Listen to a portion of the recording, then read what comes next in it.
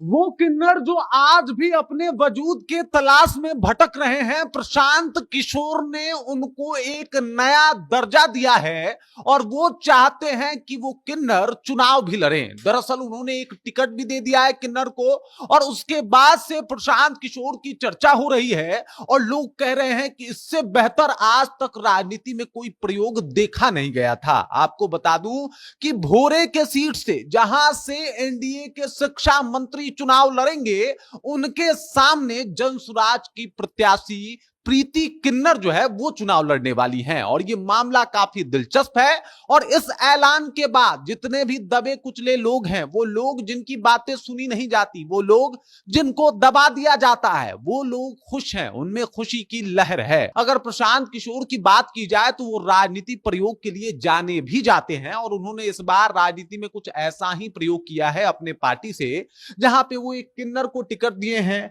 और एक किन्नर को टिकट देना कहीं ना कहीं अपने आप में एक बहुत बड़ा गट्स है, बहुत बड़ी उपलब्धि मानी जा सकती है, क्योंकि जहां भी टिकट बंटवारा हो रहा है इस आधार पे हो रहा है कि भाई साहब सामने वाले की जाति क्या है, सामने वाले का माहौल कैसा है, सामने वाले का भौकाल कैसा है, उसका बैकग्राउंड क्या है। लेकिन प्रशांत किशोर ने जिसको टिकट दिया है वो किन्नर समुदाय से आती है, यानी थर्ड जेंडर समुदाय से आती है और वो किन्नर समुदाय से आने के साथ साथ समाज सेवा में हमेशा से तत्पर रही हैं, जनसुराज की पुरानी मेंबर रही हैं और इसी वजह से जब फर्स्ट लिस्ट जारी किया जनसुराज ने तो उसमें उनको जगह दिया, उसमें उनका नाम था। यानी प्रीति किन्नर अब चुनाव लड़ेंगी और उनके सामने होंगे बिहार के शिक्षा मंत्री, जो कि अभी हालिया शिक्षा मंत्री हैं। इस बार जब वो चुनाव लड़ेंगे, भोरे से ही वो विधायक हैं, और इस बार जब वो भोरे से चुनाव लड़ेंगे तो उनके सामने होंगी प्रीति किन्नर। ये अपने आप में समाज को ये आईना दिखाना हुआ, एक बराबरी का एक तरीके से कहीं ना कहीं परचम लहराना हुआ